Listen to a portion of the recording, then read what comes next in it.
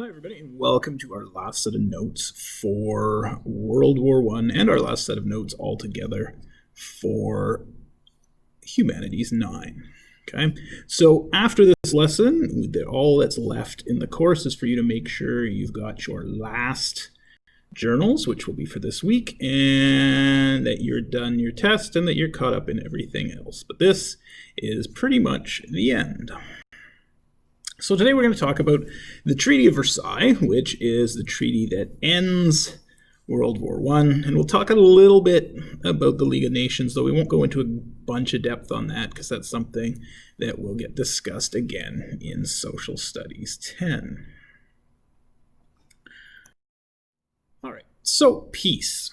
We know the armistice is signed on November 11th, 1918. And an armistice is not a peace treaty. An armistice is just a promise or an agreement to stop shooting at each other, and that in that lull in the fighting, you're going to work towards signing a long-term peace treaty. Okay. And for World War I, the peace treaty is going to get hammered out at the Paris Peace Conference in 1919. So the Paris Peace Conference is meant to set the terms for peace. So it's going to set the new reality after World War I. Okay? And a lot has changed, and a lot is going to continue to change in Europe after the war.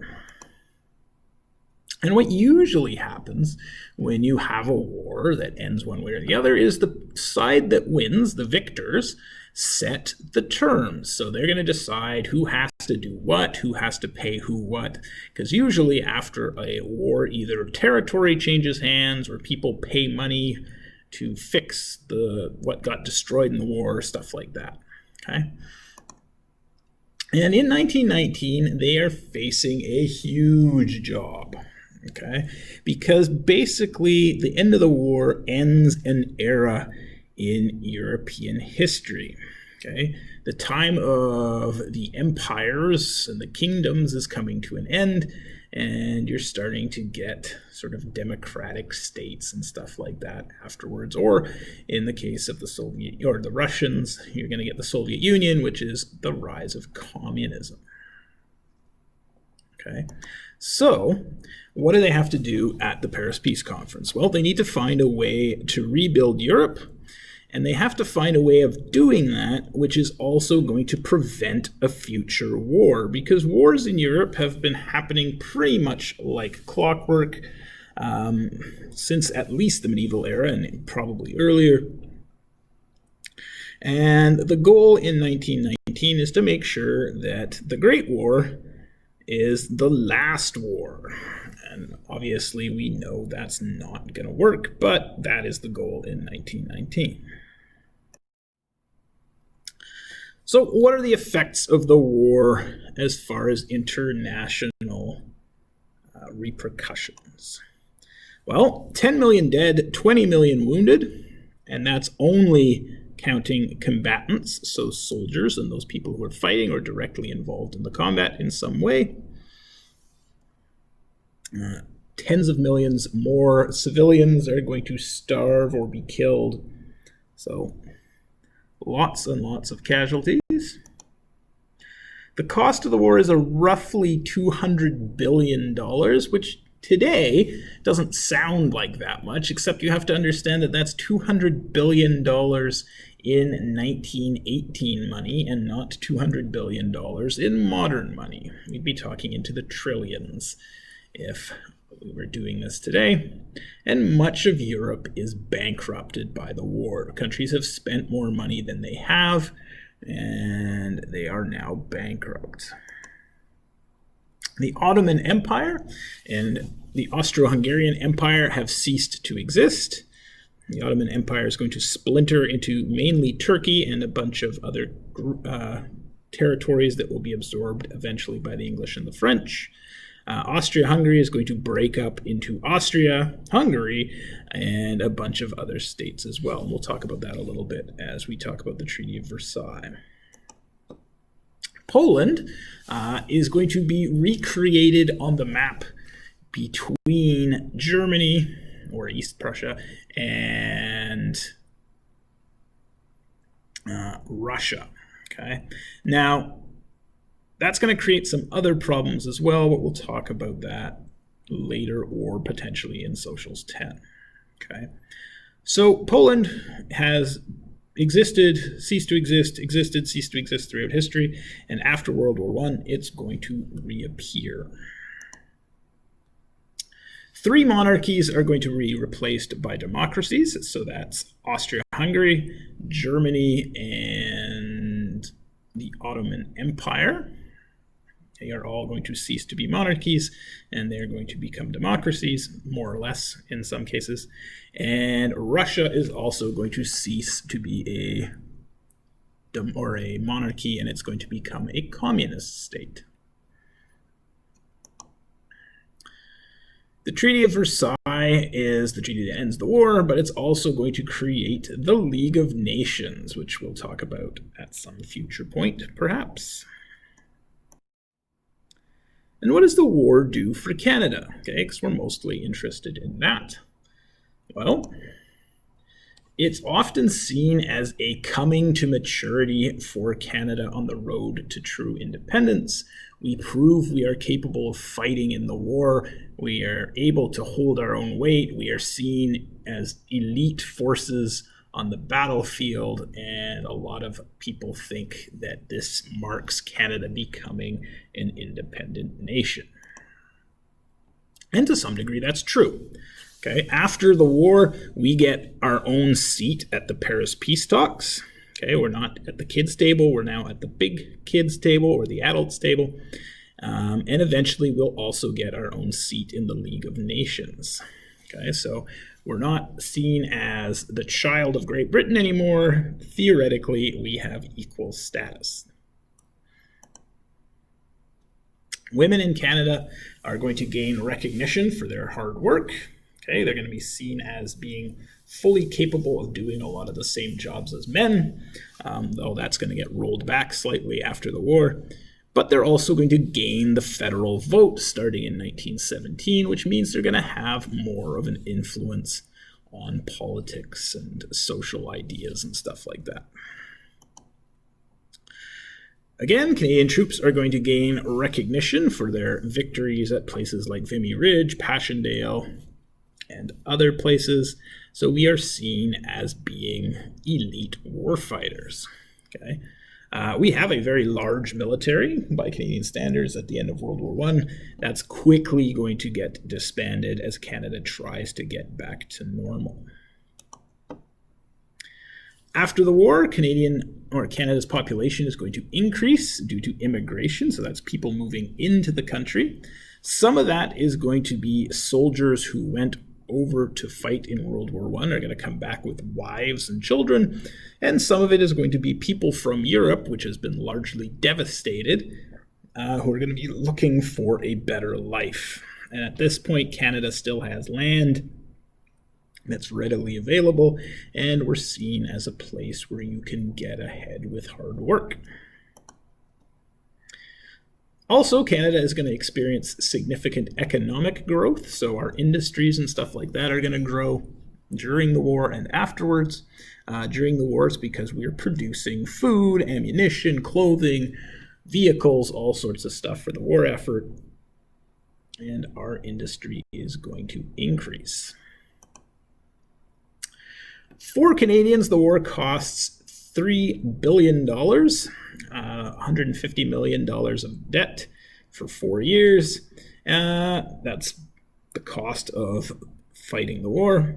And to sort of pay that back, the government introduces what's a temporary tax, or what they say is going to be a temporary tax, which is income tax.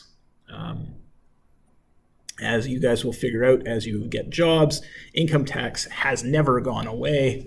Like so many other taxes, it might have been meant to be temporary, but when you start to see the money it generates, governments very rarely give that away.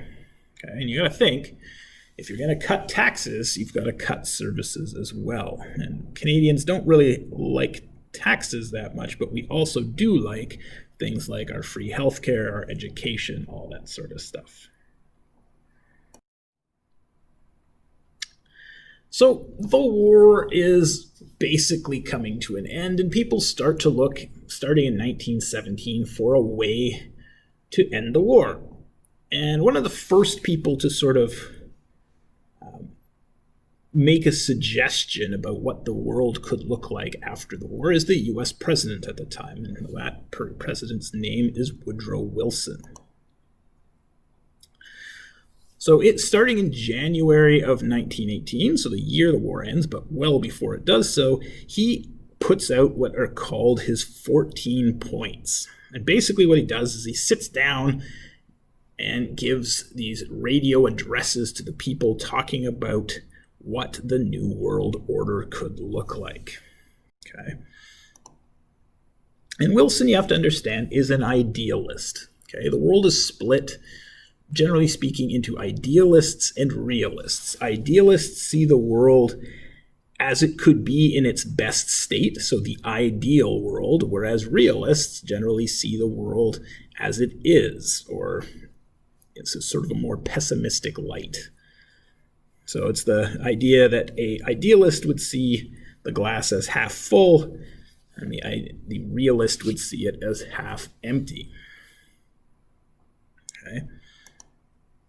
And Wilson is an idealist, so he sees the world in its best possible terms, so he comes up with the idea of peace without victory. Okay? And he suggests that peace should be just, so it should be fair, and not an exercise of revenge and punishment. So we shouldn't beat on Germany because they lost the war. We should create a just, fair peace that's going to last.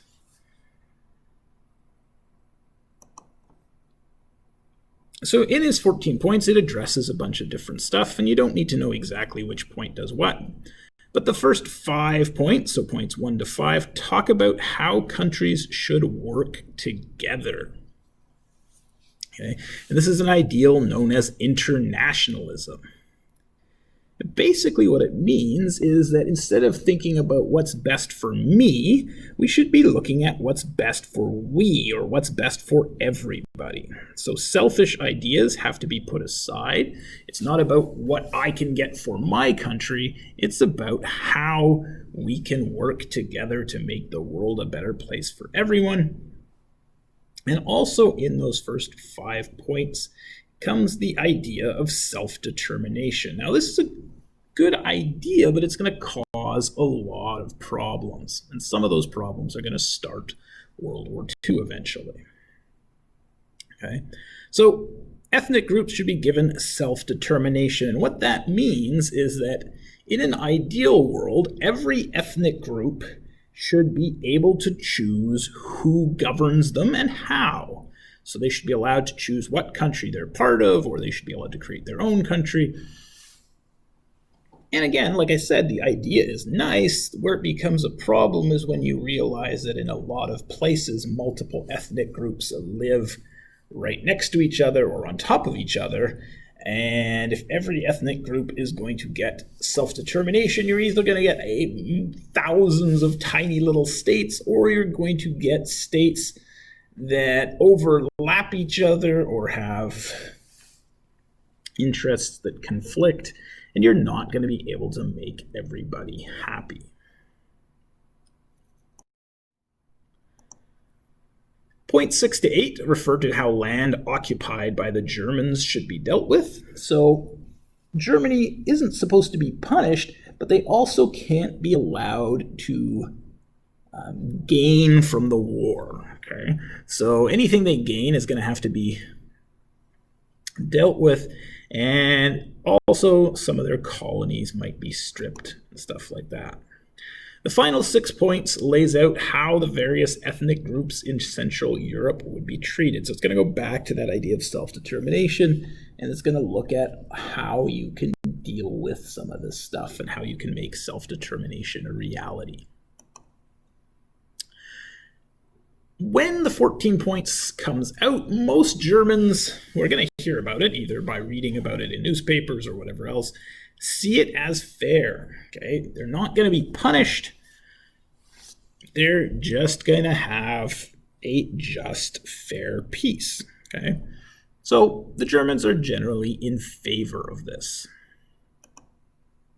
France and Belgium, on the other hand, disagree.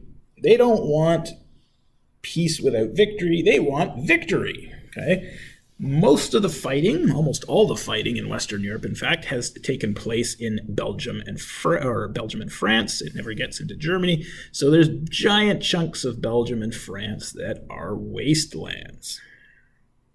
And that all has to be repaired. And France and Belgium want Germany to suffer. They want to make sure Germany can never go to war again. So they're not the biggest fans of the 14 points. Okay. Now remember, the 14 points comes out long before the Paris Peace Conference. So by the time the Paris Peace Conference goes around, ideas are going to change a little bit.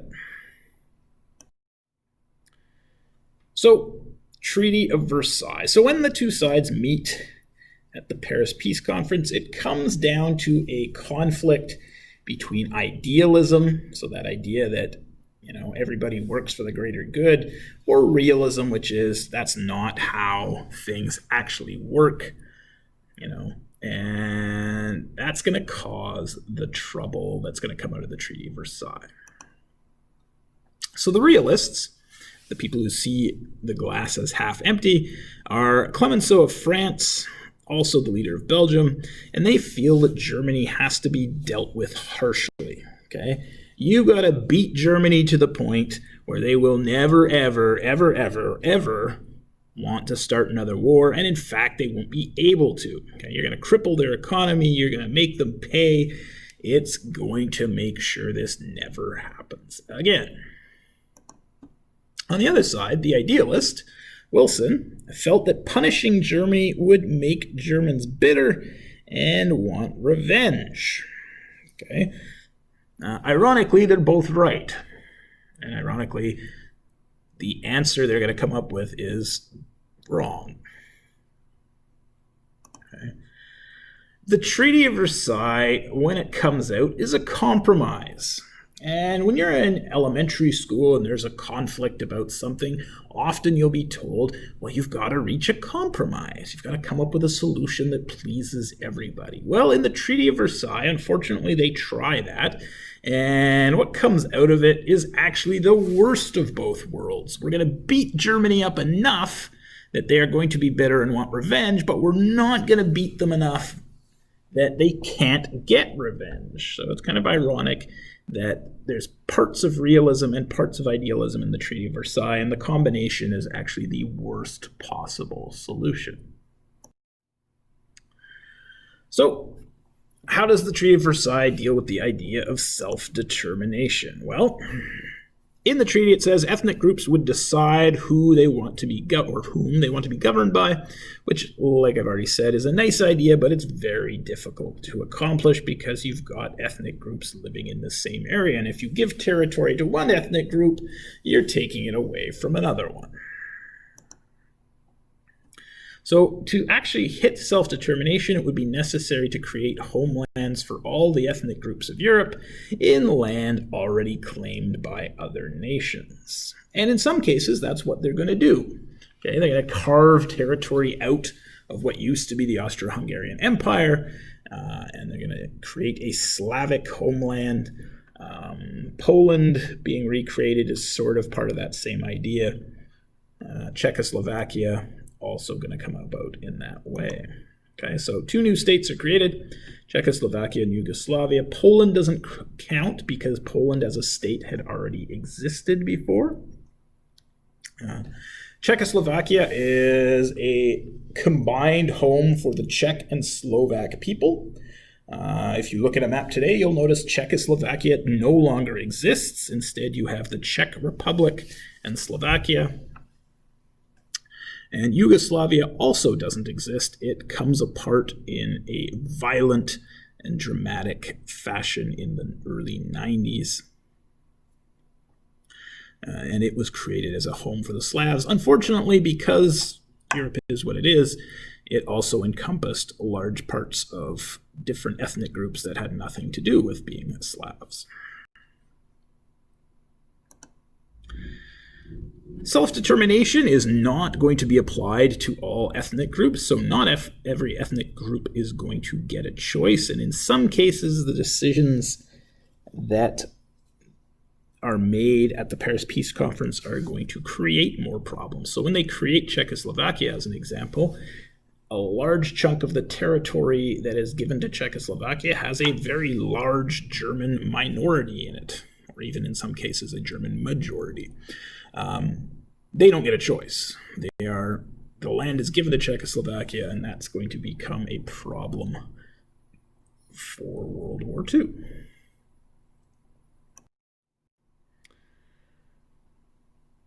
Remember that this is supposed to be peace without victory. Well, that kind of goes by the wayside when the Allies add the war guilt clause to the Treaty of Versailles.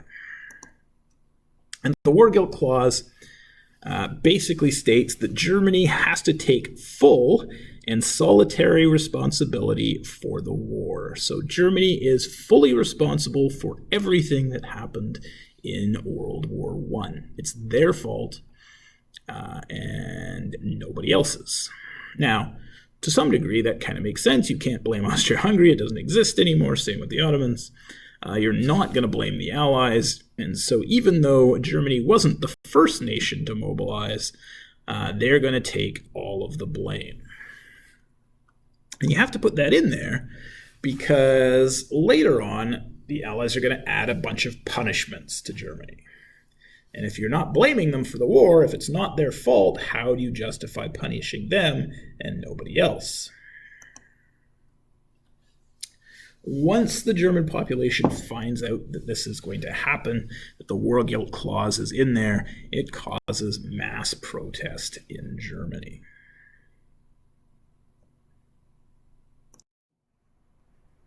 So what's actually in the Treaty of Versailles? Well, let's take a look. First and foremost, you get the war guilt clause, which blames Germany for the entire war and everything that happens in it, and justifies a lot of the actions that take place afterwards. Okay. So if you look at the map, we've got what takes place after World War I, and the brown is what's still German at the end, and the yellow is stuff that's going to be either taken away or altered with the Treaty of Versailles. And we're only going to talk about some of the stuff, but it is some of the key components. Okay.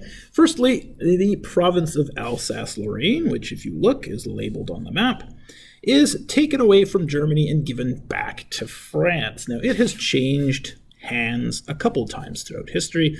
Most recently, after the Franco-Prussian War, the Germans captured the province, and it has a population that's about half French and half German. So under self-determination, unless you split it up, there really was no way to keep everybody happy, but it ends up back in the hands of the French.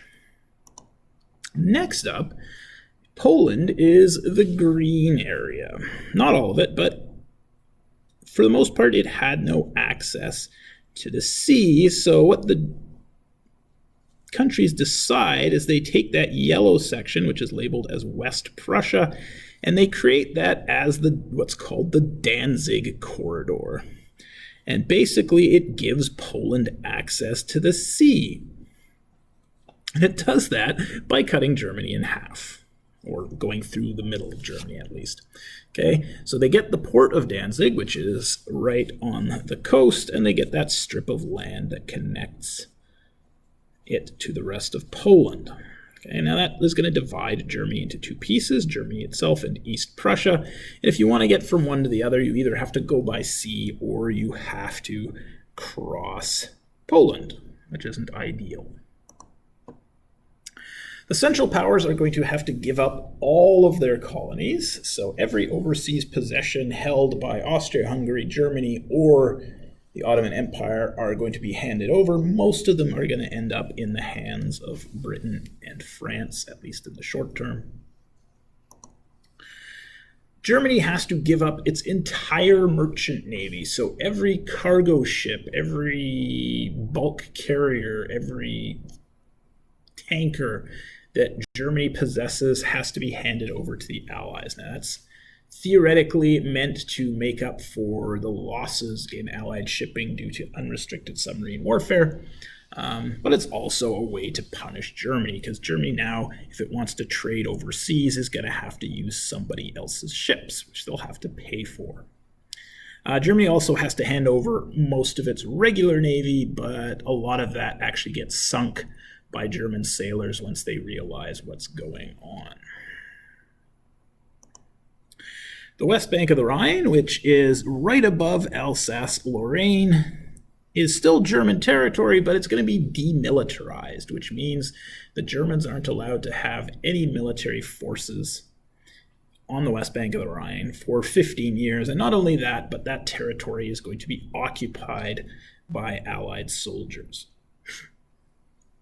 Now, there's two reasons for that. One, the west bank of the Rhine is going to become a buffer for Belgium and France, and also it's a very industrial section, so it's a good place for the Allies to actually sort of hold on to.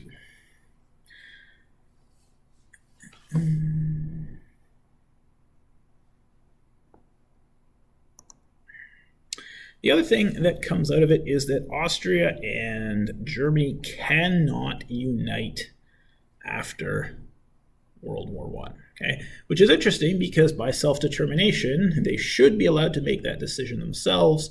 And since Austria is predominantly German and Germany is predominantly German, it would kind of make sense for them to join. But by the rules of the Treaty of Versailles, that is not allowed.